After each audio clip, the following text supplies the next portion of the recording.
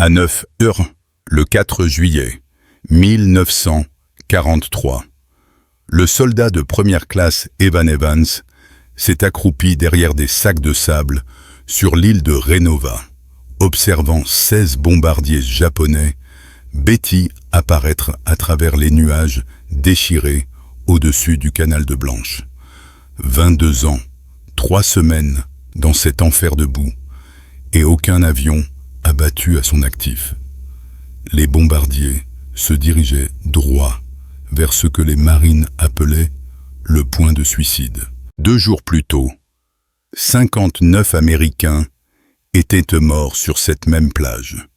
Les Japonais avaient envoyé 18 bombardiers et 440 chasseurs le 2 juillet. Les radars de Renova avaient été mis hors service par un raid précédent. Aucune alerte précoce, aucun temps pour se préparer. Les bombardiers étaient arrivés à basse altitude au-dessus de l'eau à 14 heures. Ils avaient d'abord frappé les dépôts de carburant, puis les munitions, puis l'hôpital de campagne, où les blessés attendaient l'évacuation. Evans avait tout vu depuis sa position de tir. Le feu avait transformé la plage en un enfer. Les explosions projetaient des débris à 300 pieds dans les airs. Les marines couraient à travers les flammes pour tenter d'atteindre les blessés. La plupart n'y parvenaient pas. 77 autres furent blessés. 4 d'entre eux appartenaient aux équipes de canons de 90 mm du 9e bataillon de défense. Le bataillon perdit 2 de ses 6 pièces d'artillerie Longtom de 155 mm. Les camions fondaient. Les munitions explosèrent en continu. Pendant 6 heures, les Japonais avaient bien nommé leur cible. Le point de suicide se trouvait à la pointe nord de Renova.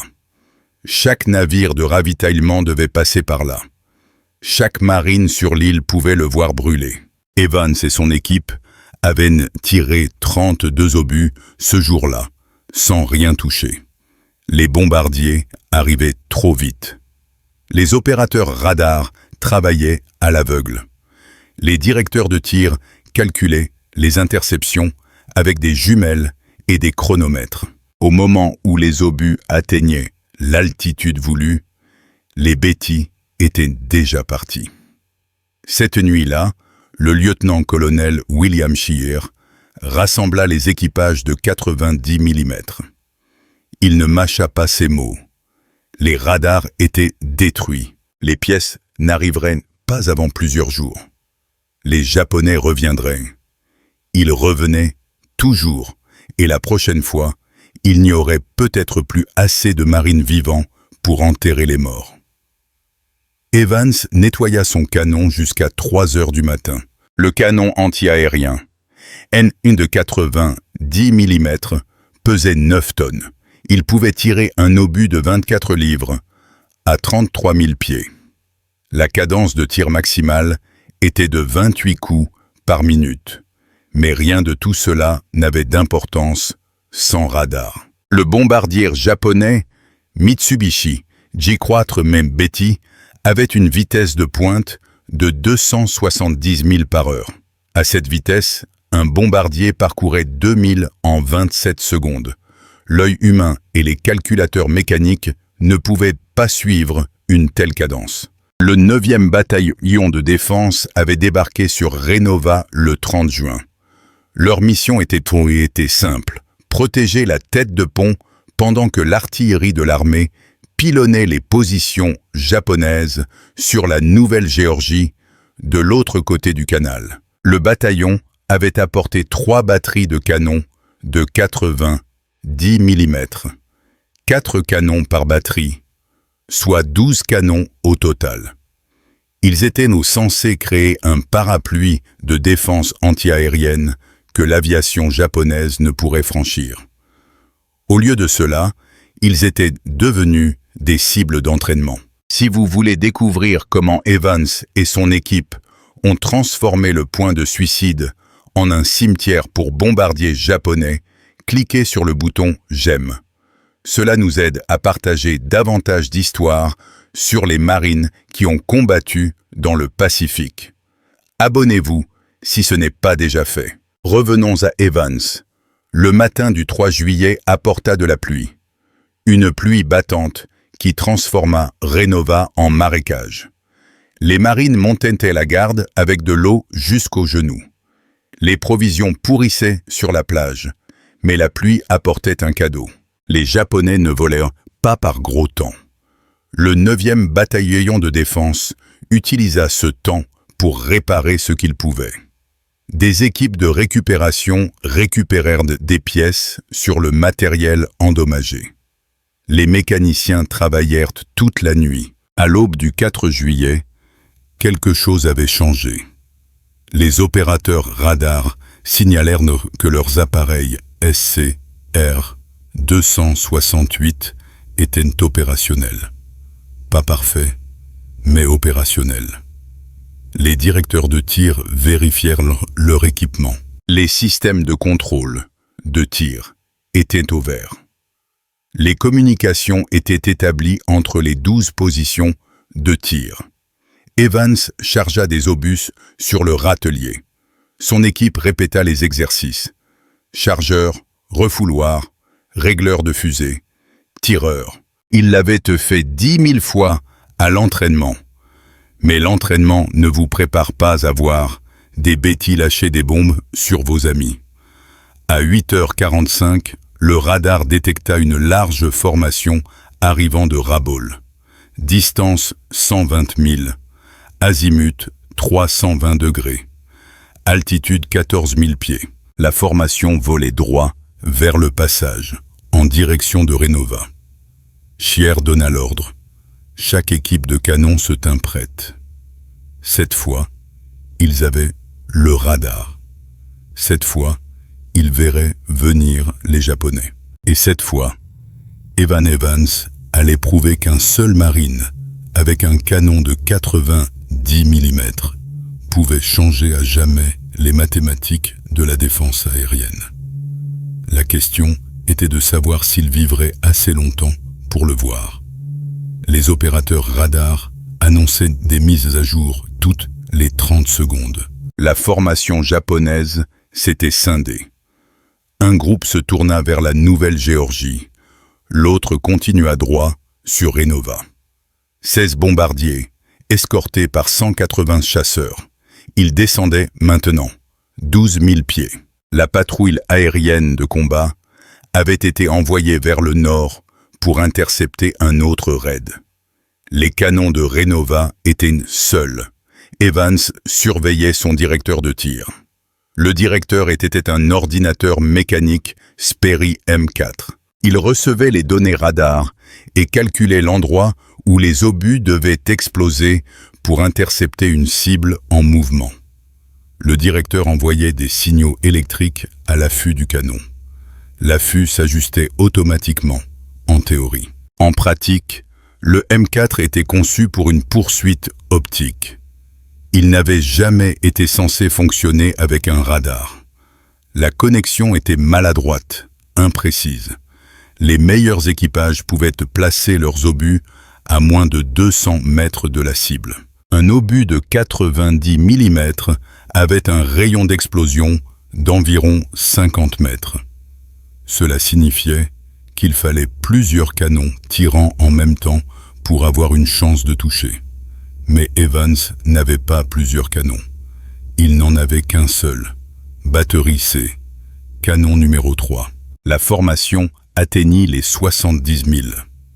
Le tracé radar les montrait dans une formation en V serré. Une tactique de bombardier japonais classique. Les bêtis arrivaient à moyenne altitude, larguaient de leurs bombes, viraient brusquement et rentraient à la base. Les zéros s'occupaient des chasseurs qui tentaient de les poursuivre. Renova n'avait aucun chasseur. À 9h15, la sirène d'alerte aérienne commença son hurlement. Chaque marine sur l'île savait ce que ce son signifiait. Les hommes coururent vers les trous de fusiliers. Les infirmiers attrapèrent leurs trousses. Les ouvriers du génie naval cessèrent de décharger les navires et se mirent à l'abri. La plage qui bouillonnait d'activité 30 secondes plus tôt fut soudainement déserte. À l'exception des équipages de canons, ils restèrent à leur poste. Evans vérifia ses munitions, des obus explosifs avec des fusées à temps variable. Le régleur de fusée pouvait ajuster le temps de détonation par incrément d'une demi-seconde. À 10 000 pieds, un obus voyageait pendant environ 18 secondes avant d'exploser. Si le timing était faux d'une seule seconde, l'obus exploserait trop haut ou trop bas, manquant sa cible d'un demi-mille. Ils étaient maintenant à 50 000. Les Japonais étaient à 10 000 pieds et maintenaient leur position. Cette altitude les plaçait au-dessus de la plupart des tirs anti-aériens légers, mais bien à portée des canons de 90 mm. Les équipages de bombardiers savaient que Renova possédait de gros canons. Ils avaient vu la DCA 2 jours auparavant. Ils n'étaient pas inquiets. Le tir anti-aérien américain était réputé pour son imprécision. Les Japonais volaient à travers ces tirs depuis 18 mois. La plupart des équipages considéraient cela plus comme un inconvénient que comme une menace. Ils allaient bientôt apprendre le contraire. À 30 000, Scheer donna l'ordre de commencer le tir. Les 12 canons ouvrirent le feu simultanément. Le bruit était écrasant. Chaque canon tirait un obus toutes les 3 secondes. Des projectiles de 24 livres hurlaient dans le ciel à 2800 pieds par seconde. Le bruit rendait toute parole impossible. La déflagration à la bouche du canon secouait la poussière des sacs de sable. Evans s'installa dans le rythme. Son équipe s'était entraînée jusqu'à ce que chaque mouvement devienne automatique. Le chargeur attrapait un obus. Le refouloir le poussait dans la culasse. Le régleur de fusée programmait le temps. La culasse se fermait. Le canon tirait.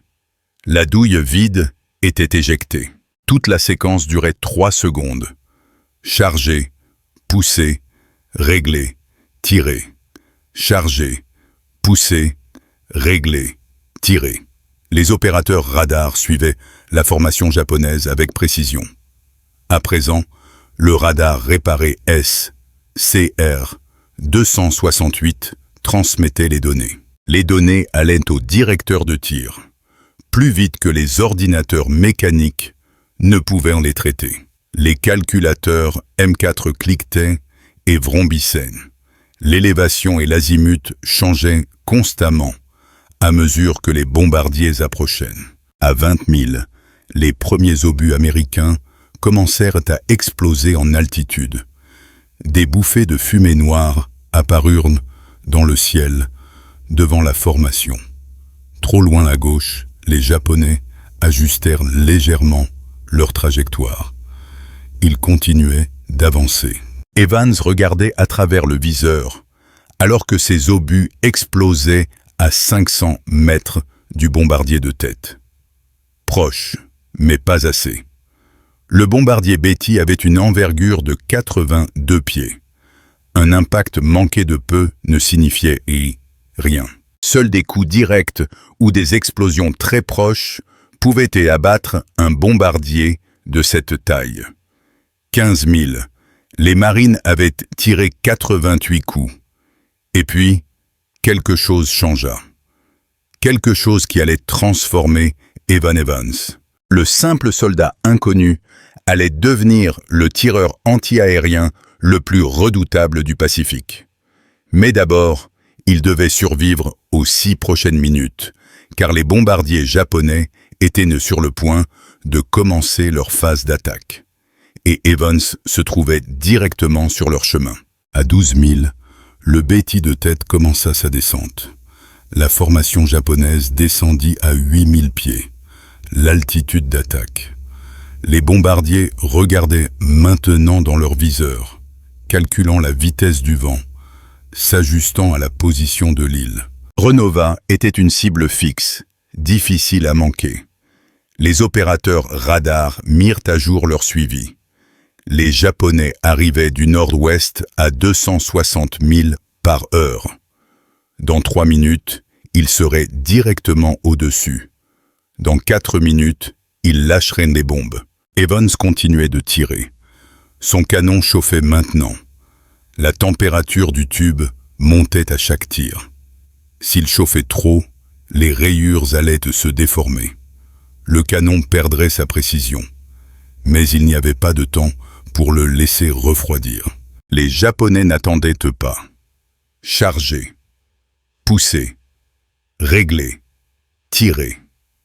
À 10 000, il se produisit un événement qui changea tout. Le directeur de tir de la batterie essai se verrouilla sur le bombardier de tête. Le signal radar était fort et net. L'ordinateur M4 commença à calculer les solutions d'interception avec une précision inhabituelle. Le canon s'éleva de 2 degrés, ajusta l'azimut de 3 degrés vers la gauche. Evans tira.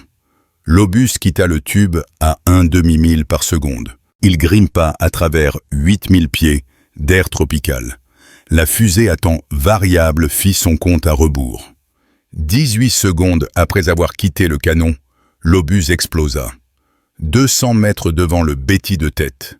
Le bombardier vola droit dans l'explosion. Les éclats d'obus déchirèrent le moteur droit en hurlant. Le moteur prit feu immédiatement. Une fumée noire s'échappa du capot. Le pilote tenta de maintenir sa place. Les Japonais ne rompaient pas facilement la formation. L'entraînement et la discipline les poussaient à voler droit. Mais le feu se propagea. En 30 secondes, les flammes furent visibles sur toute l'aile droite. Le bombardier quitta la formation et commença à perdre de l'altitude. Le pilote avait 2 choix. Tenter d'atteindre Renova et larguer ses bombes, ou faire demi-tour vers le territoire occupé par les Japonais, en espérant un atterrissage forcé survivable. Il choisit de faire demi-tour. Le Betty vira à droite et commença une descente lente vers le canal. Il n'y arriva jamais. À 6000 pieds, l'aile droite se détacha du fuselage. Le bombardier tomba du ciel en tournoyant et frappa l'eau à 4000 au nord-ouest de Renova. Un de moins, il en restait 15. Les bombardiers restants resserrèrent leur formation. Ils étaient maintenant à 7000, assez près pour qu'Evans puisse les voir sans jumelles. Les Betty ressemblaient à de sombres croix sur le ciel matinal. Leur soute à bombes s'ouvrait. La batterie se tira encore et encore. Les autres canons de 80, 10 mm sur Renova, se joignirent au combat. Le ciel se remplit d'explosions noires. La formation japonaise disparut dans un nuage de DCA. Quand la fumée se dissipa, 2 autres Betty fumaient. L'un avait perdu sa section de queue. Il partit immédiatement en vrille. L'autre tenta de maintenir son altitude, mais perdait de la puissance sur ses 2 moteurs. Aucun des 2 ne dépassa les 5000 de l'île. 3 de moins. Les bombardiers japonais larguèrent leur charge prématurément. Ils étaient censés survoler directement Renova avant de lâcher. Au lieu de cela, ils vidèrent de leur soute à 6000 et virèrent donc brusquement vers l'ouest. Les bombes tombèrent dans l'océan désert. Des geysers d'eau massifs jaillirent à un demi-mille du rivage. Aucune bombe ne toucha l'île. Evans ne s'arrêta pas de tirer. Son équipe ne fit aucune pause. Les Japonais fuyaient maintenant, mais ils étaient encore à portée. Les Betty étaient rapides, mais ils avaient consommé beaucoup de carburant pour arriver jusqu'à Renova. Ils étaient lourds à cause du blindage et des canons défensifs, et ils tentaient de prendre de l'altitude pour échapper à la DCA. En montant, ils devenaient plus lents. Ils étaient prévisibles. Le directeur de tir de la batterie C se suivit un bombardier au milieu de la formation. Evans ajusta sa visée. Il tira. L'obus explosa à 50 mètres sous le ventre du bombardier. Assez près. L'onde de choc frappa l'avion comme un marteau. Le nez du Betty plongea. Le pilote lutta pour le contrôle. Il ne l'obtint pas. Le bombardier entra dans une plongée dont il ne put se redresser. 4 de moins. Les 12 Betty restants se dispersaient maintenant. La discipline de formation était rompue. Chaque pilote volait pour sa propre survie. Certains se dirigèrent vers l'ouest, vers la Nouvelle-Géorgie. D'autres tournèrent vers le nord-ouest pour rentrer à Rabaul. L'escorte de chasseurs zéro avait entièrement disparu. Les chasseurs en avaient vu assez, mais les marines n'en avaient pas fini.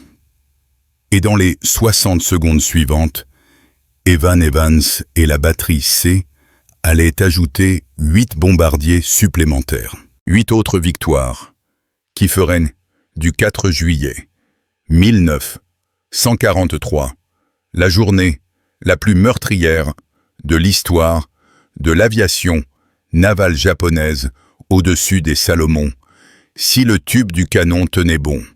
Le canon était brûlant. Evans pouvait voir des vagues de chaleur s'élever du métal.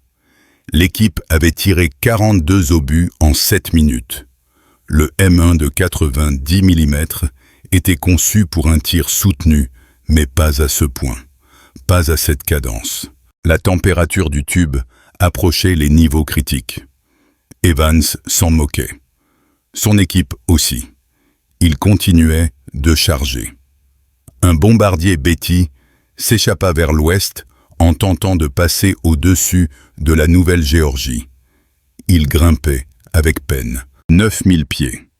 Le pilote pensait que l'altitude le sauverait. Ce ne fut pas le cas. Le radar de la batterie C se verrouilla. Le directeur de tir calculait l'interception. Evans tira 2 fois en succession rapide. Le premier obus passa trop haut.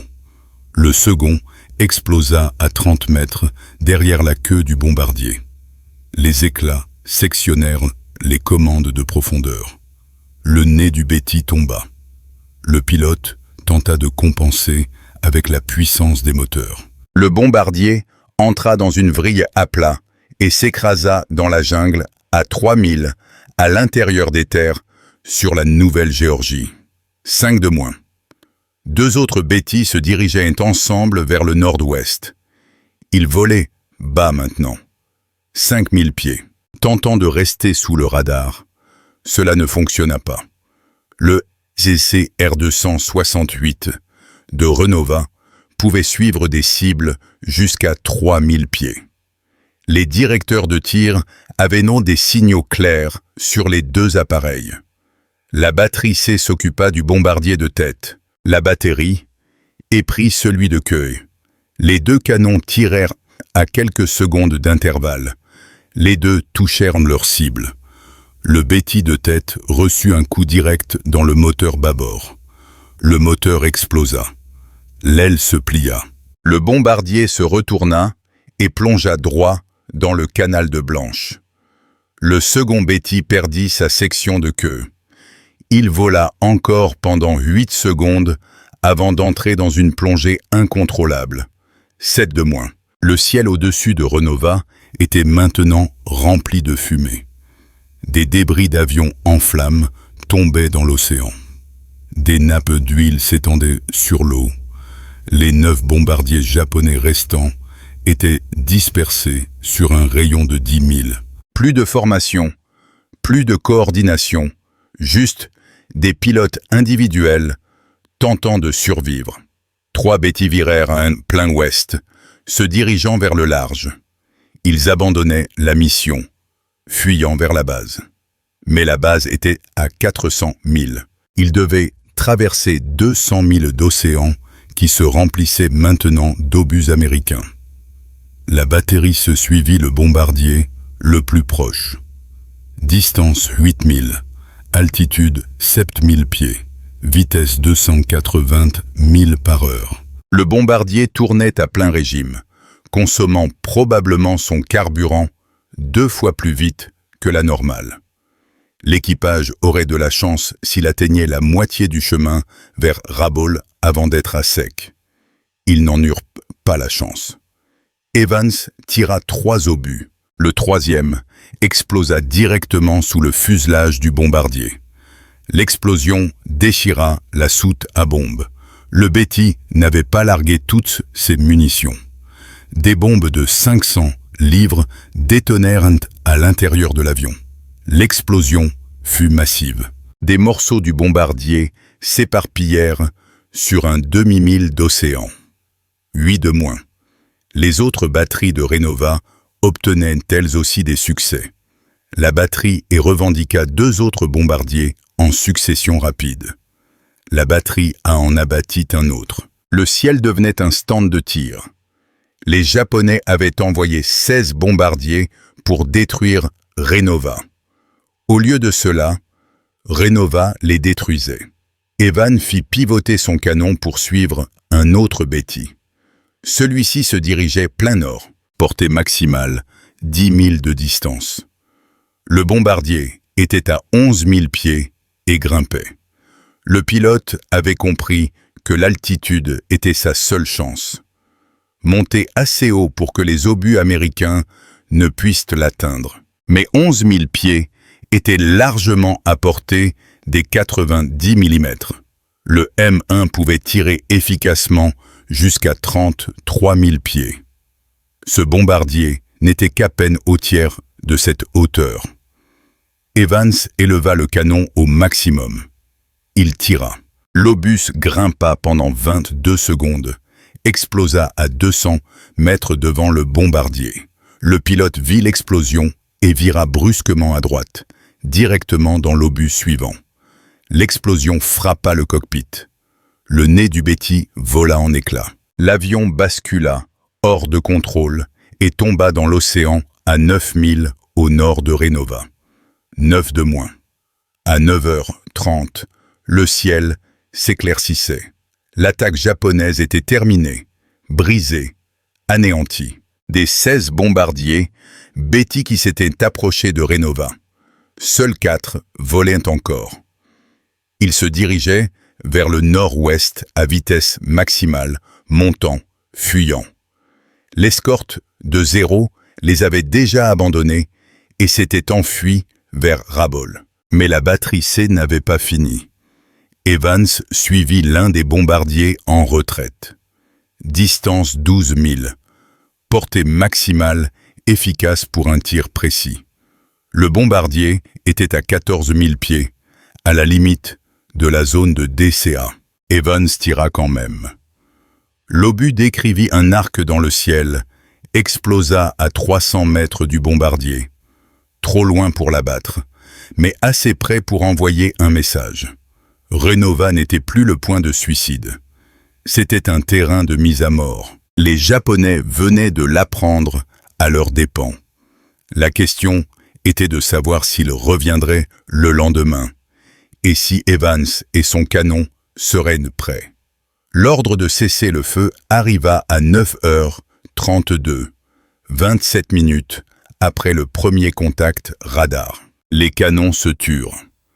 Le silence soudain était presque douloureux après le rugissement continu des pièces de 90 mm. Evan s'écarta de son canon. Ses mains tremblaient, non pas de peur, mais d'épuisement. Ses oreilles bourdonnaient tellement qu'il n'entendait presque rien. L'équipe du canon s'effondra contre les sacs de sable. Ils avaient tiré sans interruption pendant 27 minutes. Chargé, poussé, réglé, tiré, encore et encore, jusqu'à ce que leur corps ne bouge plus que par mémoire musculaire. Le journal de tir indiquait 53 obus tirés par le seul canon numéro 3 de la batterie C. Sur l'ensemble de Renova, les 12 canons de 90 mm avaient dépensé un total de 88 obus. 88 obus pour engager 16 bombardiers. Les résultats étaient sans précédent. Chieh parcourut la ligne des canons à 10 heures, Dick. Il comptait. Chaque équipe de canons revendiquait des victoires. Certaines équipes en revendiquaient 2. La batterie C en revendiquait 4 confirmés. La batterie E en revendiquait 3. La batterie A en revendiquait 2. Les calculs aboutissaient à quelque chose d'extraordinaire. À 10h30, les opérateurs radars confirmèrent ce que les équipages de canons savaient déjà. 4 bombardiers japonais s'étaient échappés. 4 sur 16. Cela signifiait que 12 avaient été abattus. 12 bombardiers détruits en 27 minutes. Le 9e bataillon de défense venait de battre un record. Aucune unité anti-aérienne américaine dans le Pacifique n'avait jamais atteint un tel ratio de destruction. Ni à Guadalcanal, ni à Midway, nulle part. 12 bombardiers pour 88 obus signifiait un taux de réussite de près de 14%. La plupart des unités anti-aériennes se contentaient de 2%. Mais les chiffres ne disaient pas tout. Les équipages avaient fait plus que descendre des avions. Ils avaient totalement brisé une attaque japonaise. 16 bombardiers s'étaient approchés de Renova, transportant chacun 8000 livres de bombes. Cela représentait 128 000 livres d'explosifs destinés à la plage, aux dépôts de munitions, aux marines. Aucune bombe n'avait touché l'île. Les Japonais avaient largué leurs charges trop tôt et s'étaient enfuis. Les 4 bombardiers qui s'étaient échappés étaient endommagés. Le radar les suivit alors qu'ils boitaient vers le nord-ouest à vitesse et altitude réduite. 2 d'entre eux ne regagneraient probablement jamais Rabaul. Ils tomberaient en panne de carburant quelque part au-dessus de la mer des Salomon et s'abîmeraient dans l'océan. Vers 11 heures, des équipes de travail récupéraient des débris dans l'eau. Des morceaux d'avions japonais s'échouaient sur la plage. Des capots de moteurs, des sections d'ailes, un empennage avec le cercle rouge encore visible. L'épave s'étendait sur 5000 d'océan. Les ouvriers du génie naval reprirent le déchargement. La plage reprit vie. Les marines qui s'étaient cachées dans les trous de fusiliers sortirent et retournèrent au travail. La vie sur Renova continuait. Mais quelque chose avait changé. L'île qui était appelée point de suicide 2 jours plus tôt venait de prouver qu'elle pouvait se défendre. Evans nettoya son canon à 13 heures. Le tube était trop chaud pour être touché, même 3 heures après le dernier tir. Les rayures étaient intactes. Aucune déformation, aucun dommage. Le M1 avait résisté à un traitement qui aurait dû le détruire. Les autres équipages faisaient de même, nettoyant, inspectant, rechargeant. Les Japonais reviendraient. Ils revenaient toujours. Mais la prochaine fois, ils se souviendraient du 4 juillet.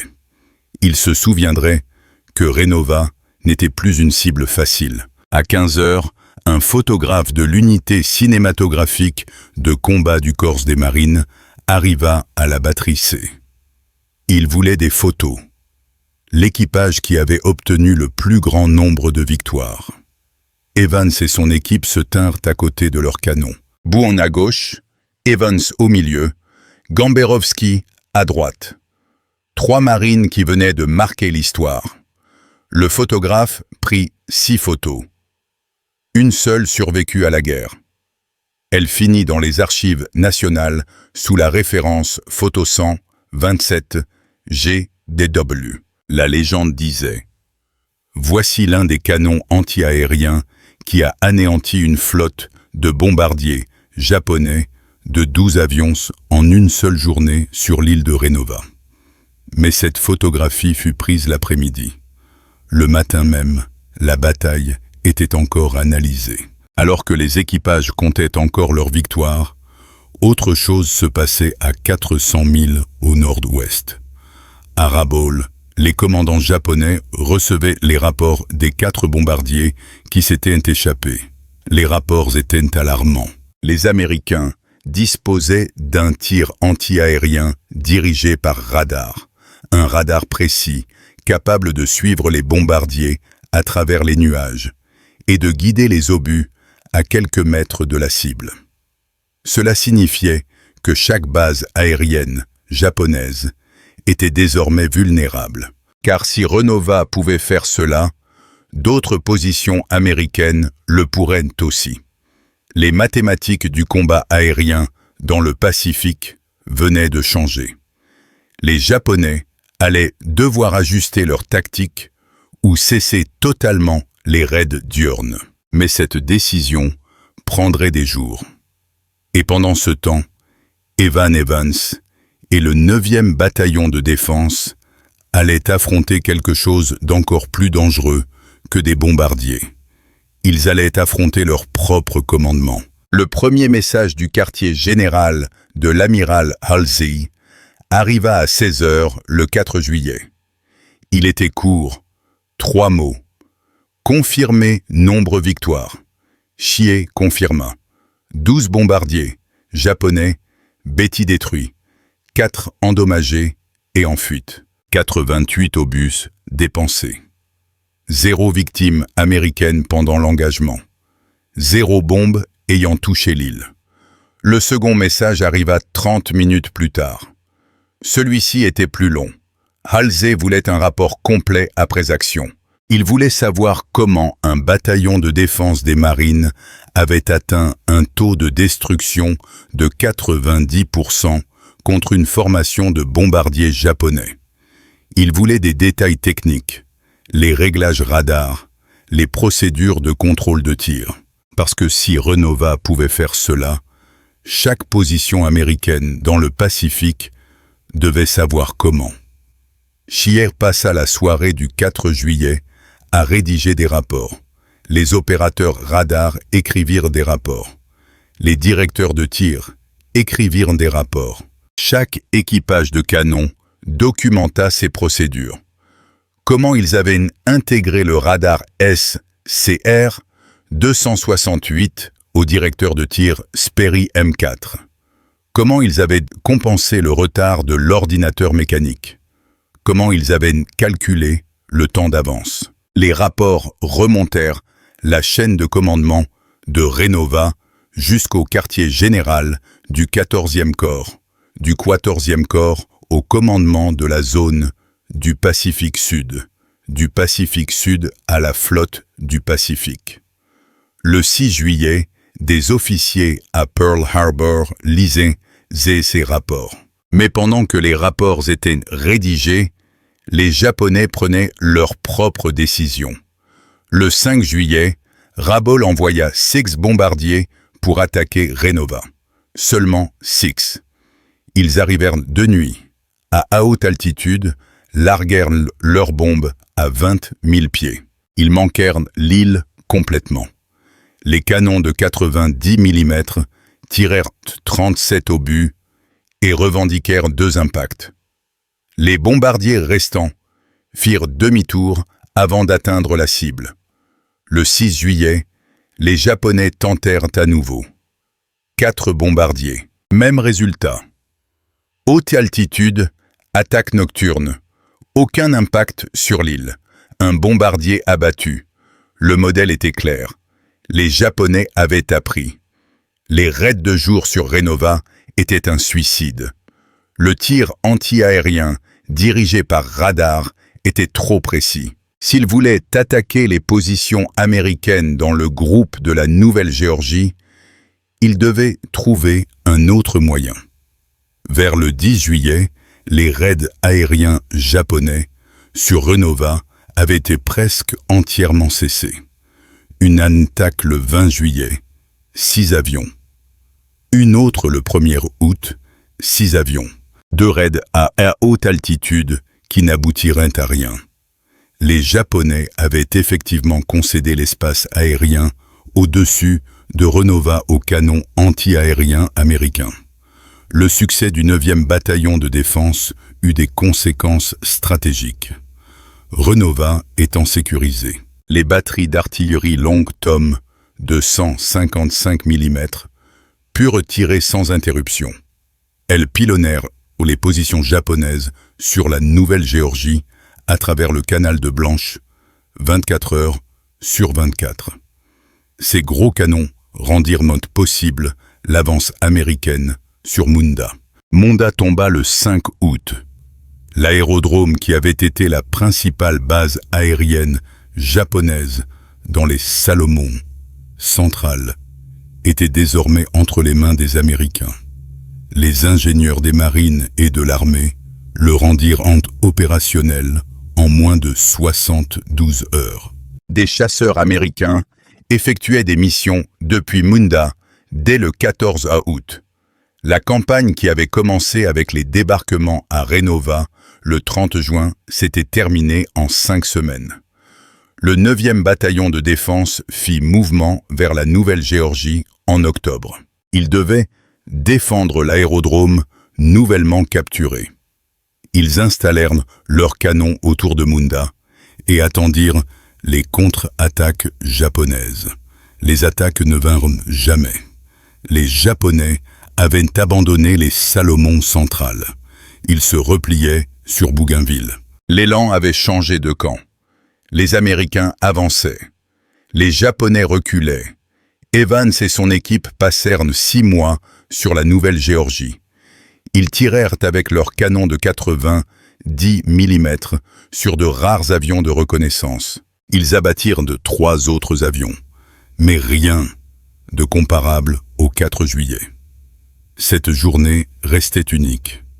Le jour où tout avait fonctionné, où le radar s'était verrouillé, où les obus avaient trouvé leur cible, où 12 bombardiers japonais étaient tombés du ciel en 27 minutes. L'histoire officielle du corps des marines l'appellerait plus tard l'un des engagements anti-aériens les plus réussis de la guerre du Pacifique. Les canons avaient performé au-delà des espérances. Les équipages avaient exécuté leurs tâches sans faille. Les Japonais avaient été stoppés net. Mais il y eut un coup. Un coup qui n'apparaissait pas dans les rapports de victoire ou les résumés après action. Un coup qu'Evan Evans et chaque autre membre d'équipage porteraient pour le reste de leur vie. Abattre 12 bombardiers signifiait tuer plus de 100 hommes. Certains de ces hommes avaient survécu au crash. Certains avaient sauté en parachute dans l'océan. Certains s'étaient débattus dans l'eau pendant que les navires américains passaient sans s'arrêter. La guerre avait des règles, mais parfois les règles n'avaient plus d'importance. Parfois, survivre signifiait regarder des hommes se noyer. Et parfois, les héros devaient vivre avec ce qu'ils avaient fait pour rester en vie. Le 9e bataillon de défense resta sur la Nouvelle-Géorgie jusqu'en mars 1944. Ils défendirent l'aérodrome de Munda contre des attaques qui ne se matérialisèrent jamais. Les Japonais avaient déplacé leurs bombardiers vers le nord, à Rabaul. Ils économisaient leurs avions pour la défense des Mariannes. Les Salomon centrales étaient devenus un secteur secondaire. Evans fut promu caporal en octobre 1943. Boone devint caporal en décembre. Gamberowski resta soldat de première classe jusqu'en janvier 1944. Les promotions s'accompagnaient de citations. C'était une reconnaissance officielle pour leurs actions du 4 juillet, mais aucune médaille. Le personnel des bataillons de défense recevait rarement des médailles pour le travail anti-aérien. Abattre des avions était considéré comme une tâche de routine. En avril 1944, le bataillon fut envoyé aux îles Russell pour se reposer et s'entraîner à nouveau. 6 mois de combat avaient usé les hommes et le matériel. Les canons de 90 mm avaient besoin de nouveaux tubes. Les systèmes de contrôle de tir devaient être réétalonnés. Les marines avaient besoin de s'éloigner des positions de tir. Ils eurent 6 semaines, puis de nouveaux ordres arrivèrent. Le bataillon partait pour Guam. Le débarquement sur Guam commença le 20 et 1 juillet 1944. Le 9e bataillon de défense débarqua à Agathe dès le premier jour. Ils installèrent leurs canons anti-aériens autour de la tête de pont. Leur mission était la défense aérienne et la sécurité du périmètre. Les Japonais avaient lourdement fortifié Guam. L'île était entre leurs mains depuis décembre 1941. 22 000 soldats japonais étaient retranchés dans la jungle et les grottes de calcaire. La bataille pour Guam dura 3 semaines. Le 9e bataillon de défense tira avec ses canons sur des avions japonais et des cibles au sol. Ils abattirent 4 autres avions. Ils utilisèrent leurs canons de 90 mm en mode tir direct contre les positions japonaises sur les falaises du nord. Les obus explosifs s'avérèrent efficaces contre les bunkers fortifiés. Mais le véritable ennemi sur Guam n'était pas le japonais, c'était la dengue. La maladie balaya le bataillon en août.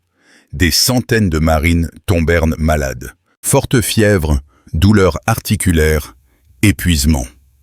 La dengue n'était pas mortelle, mais elle était incapacitante. Des hommes qui pouvaient combattre sous le feu ennemi ne pouvaient plus fonctionner avec la dengue. Evans l'attrapa à la mi-août. Il passa 2 semaines dans un hôpital de campagne, perdit 20 livres. Quand il reprit le service, la bataille pour Guam était terminée. Les Japonais s'étaient retirés vers les falaises du nord.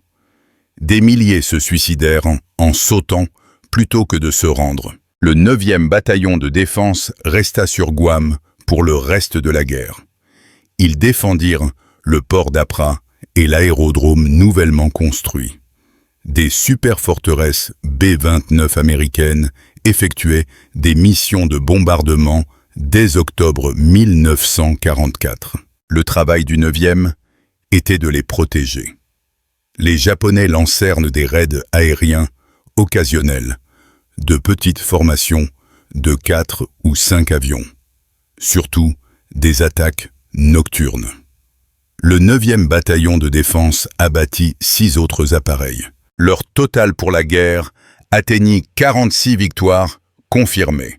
46 avions japonais détruits par un seul bataillon de défense des marines.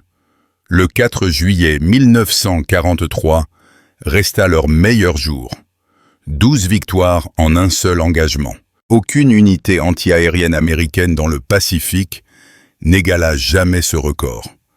Evans était sur Guam quand la guerre prit fin en août 1945. Il était sergent à ce moment-là, âgé de 24 ans, 3 ans chez les marines. Il avait fait 2 campagnes dans le Pacifique. 46 avions ennemis abattus par son bataillon, dont 12 en un seul matin, où tout avait fonctionné parfaitement. Le 9e bataillon de défense retourna aux États-Unis en février 1946. Ils entrèrent dans le port de San Diego le 23. Le bataillon fut désactivé le 1er mars au camp Lejeune, en Caroline du Nord. Les marines rentrèrent chez eux, en Indiana, au Michigan, reprenant des vies interrompues par la guerre. Evans retourna à Richmond, en Indiana. Il était parti comme un simple soldat de 21 ans. Il revenait comme un sergent décoré, mais Richmond était resté la même.